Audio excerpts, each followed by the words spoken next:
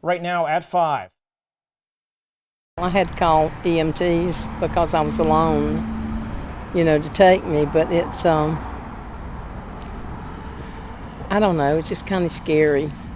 A call for change in the Adel community. People are hoping to see an emergency room built soon.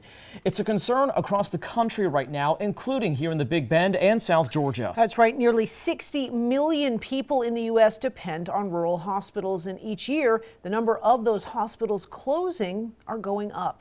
Becker's Hospital Review reports that 18 have closed in the last year, 2 in Florida and 7 in Georgia.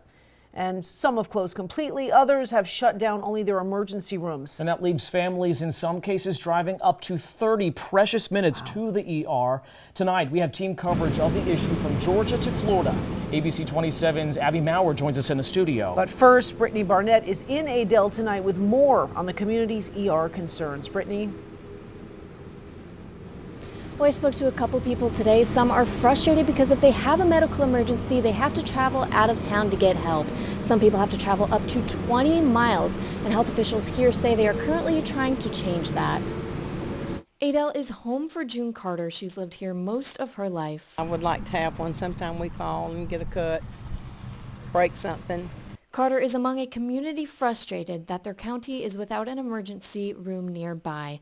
It's something that's impacted her life personally. Just last summer I had some problems and had AFib, and I had to go to Valdosta on Saturday night because, we didn't have one here.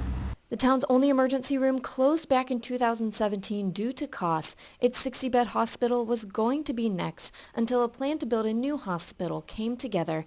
In October, the new $52 million facility opened, but without an emergency room, which put the community right back where they started. The goal was always to bring back an ER, but it was to do it in a way that made sense for the community, and that was to make an ER that people would choose to come to, rather than just to have one that people wouldn't come. And so part of that was with a new facility.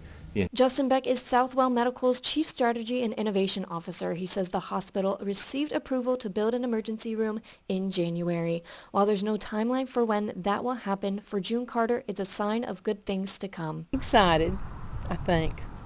Just seems like it completes our hospital to get the ER. And as for why the ER shut down, originally the CEO of the hospital said it spent millions of dollars on doctors and services to run the 24-hour ER, and a lot of the patients just couldn't afford their bills. In Cook County, Brittany Barnett, ABC 27. And Adel is not the only county in our area where people spend minutes driving to their nearest emergency room. That's right. ABC 27's Abby Maurer did some digging today. And Abby, what did you find? I found more of the Florida counties in our area are without a hospital than Georgia, but either way, as we mentioned before, many people have to drive over 30 minutes to get to a hospital. Now here's a map of South Georgia. Every county from Mitchell and Colquitt South has a hospital with an emergency room except for Eccles County. So if you live in Statenville, for example, the closest ER is in Valdosta, about 23 miles away. In Florida's Big Bend, there are 4 counties without ER hospitals: Wakulla, Jefferson, Hamilton, and Lafayette. So if you live in Jasper or Mayo, the closest 24-hour ER is Shands Live Oak, each 20 miles away or more. If you live in Crawfordville or Monticello, the closest ER is in Tallahassee, each about 25 miles away.